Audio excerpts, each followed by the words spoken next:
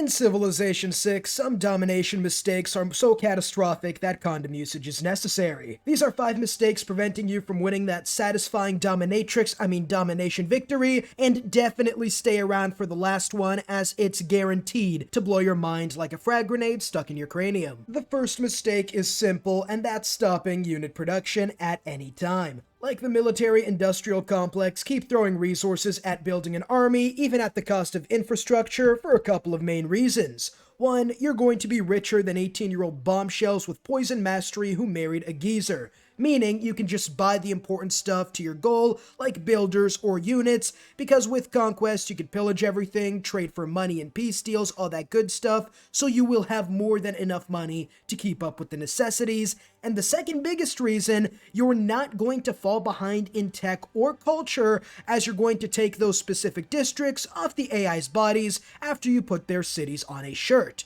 And 3, you can literally triple your growth expansion, expand faster than Dream's YouTube channel, by going for 2 to 3 different civs at once, instead of just going for 1 at a time if the map allows it. If you have 3 nearby neighbors, building 3 different armies and taking out, 3 different civs at like turn 50 or 60 even, is huge. If you settle 3 cities for yourself, and then take out, let's say, 5 on average for each enemy AI city, which is definitely possible, you're looking at maybe 18 cities by turn 80, 90, even 100. That is absolutely insane, wiping out that many civs off the map that fast, like a geeky Genghis Khan, letting you observe all the benefits they did, like campuses, theater squares, letting you keep up and surpass the remaining survivors of your conquests so you don't fall behind on those yields and win an easy domination victory. The AI starts with massive cheats on the higher difficulties, and like we said, 3 civs wiped out and the game is pretty much over. Now obviously this isn't a game of Simon Says. If you have other important things you really need, like maybe a unique district or something really important, or maybe you want more settlers, do it for sure, as the only thing better than 18 cities by turn 80 is 20 cities by turn 80. But for the most part, focus on military and beef it up so hard that it stops bringing your daughter home by 8 p.m. For siege units, they are good for one thing and one thing only, and that's toilet paper after a rough night out at Taco Bell. These things are mostly garbage until you get bombards, and even after that, they're nowhere near as good as getting planes when you get artillery. Like, why build artillery when you can build your own Bin Laden core and start bombing everyone to smithereens, instead of having, to move, set artillery into position, and then maybe lose them because somehow a enemy industrial era cavalry unit got past your sophisticated modern satellites and defenses and engaged in not safe for work content with your siege units.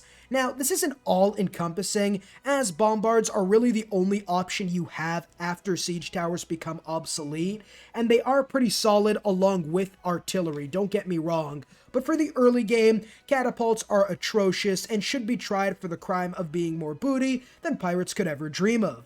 Trebuchets are a lot better, but are we really going to trust something with a French name? Probably not. In all honesty though, trebuchets might be solid, but they aren't better than siege towers at all, because siege towers are cheaper and they are much more defensible, as linking them with a melee unit is better than the AI two-shotting them with their city and crossbowmen.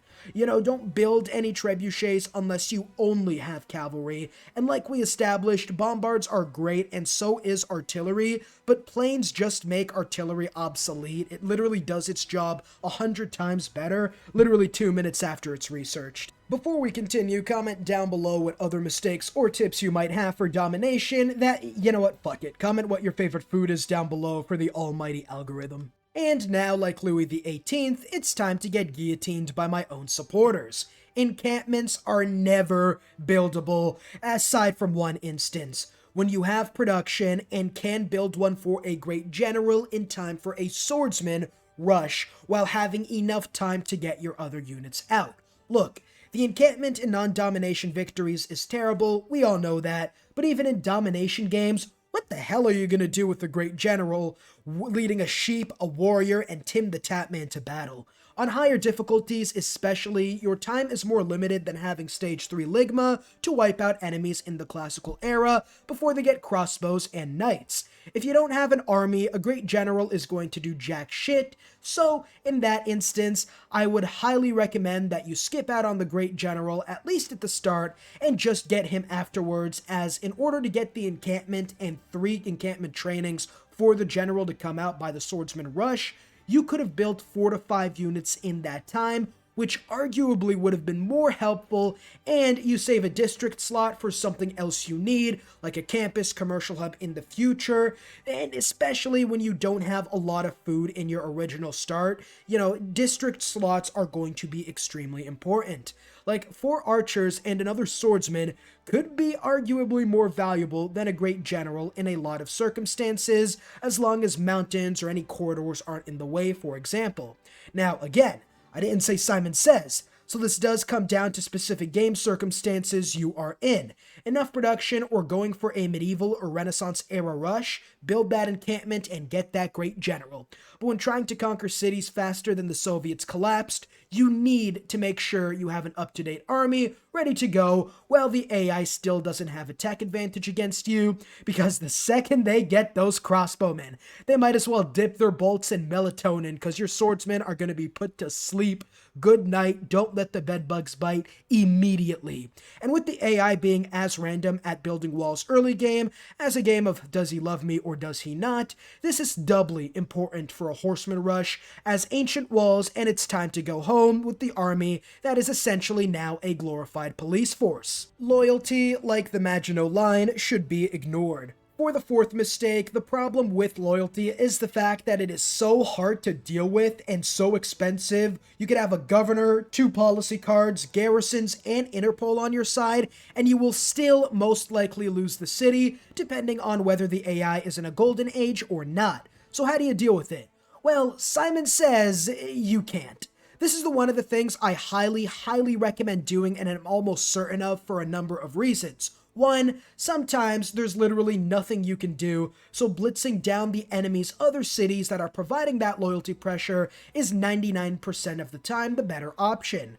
The second reason is that the AI sometimes tries to take back the city and will actually end up fighting with the rebels, making your job a lot easier, as most of the time, even if it's a free city, it's going to take at least 10 turns for it to rebel back to its original owner.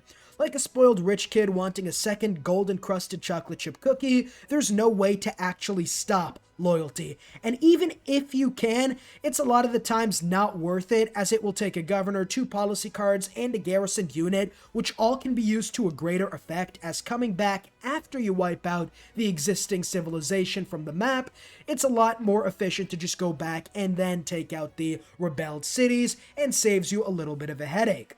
Obviously, the ultimate best way to limit loyalty is to get a golden age of your own, so at the very least, you'll be at worst on equal footing with the AI, and maybe even buy 7 to 8 turns, in which you can take the time to take out enough cities to make loyalty tenable.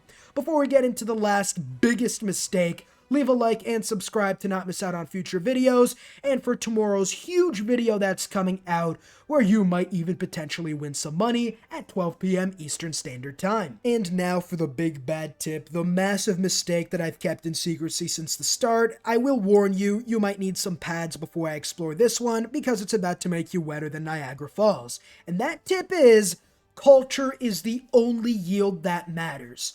Early game Eurekas are all slam dunks, whether it's Horseman Rush, Swordsman Rush. It's simple. You kill 3 barbarians and build an iron mine, or kill a unit with a slinger and build a pasture, all of which are extremely easy to do and reduces your tech costs by about 40%.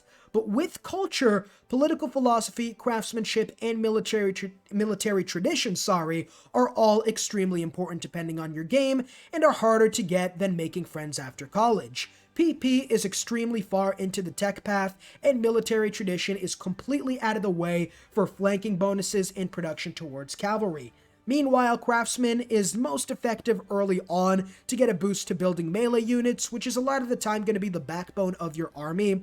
This is pretty huge, as getting enough culture early on lets you get political philosophy early, giving you oligarchy, more experience, and 4 combat strength per melee unit. And spam building units is important, as illustrated in mistake number 1, and I'm not talking about my existence. The easiest way to do all this is to spam out as much culture as you can in the early game, which is literally just monuments, maybe a little cocoa tiles here, amber tiles there, and keeping 100% loyalty in all cities to get 2 culture from monuments. So really this comes down to getting some early cities and rushing those monuments out, as you can get these bonuses in time for your early rush. As getting a wildcard slot with political philosophy also lets you plug in policy for 2 great general points, letting you get one without having to go through the process of building an encampment by the medieval era, when they become more valuable, as the AI at the medieval era has probably built up its military and gotten a couple of levels into walls, and after researching advanced units is important, but after getting swordsman, you're really set for about 50 turns with 1 battering ram per army, as with the tortoise promotion, city and ranged attacks until crossbowmen do less damage than calling an adult person poopy pants. And with new cities, you are getting campuses and science passively anyways, so you're not really going to fall behind with techs in general, but you might not get the political philosophy bonus in time for war if you don't focus on culture, and might not make full use of spam building units with military tradition or craftsmen, and that isn't it, because we still have a long ways to go. Armies and cores and fascismo are 3 of the best domination tools in the entire game, as fascismo gives you 5 combat strength for every unit, and with the oligarchy legacy card, all melee units have 9 combat strength. If you can get that 50 turns earlier than anyone else, even in multiplayer, you are going to be running through them faster than Rome ran through Gaul. And finally, getting cores and armies are extremely important, as they do so much damage and pack such a huge punch that you are going to be able to dominate any war you are going to be in, even if you don't have a decisive tech advantage, with which, if you add in all the other mistakes, you probably should have already won the game at this point. But think of this as a little appetizer at the end, I guess. If you do enjoy, leave a like and subscribe to not miss out on future content or tomorrow's big video, and let me know down below what other video ideas you might have, or even other tips for domination. I'll see you all in the next video. Peace.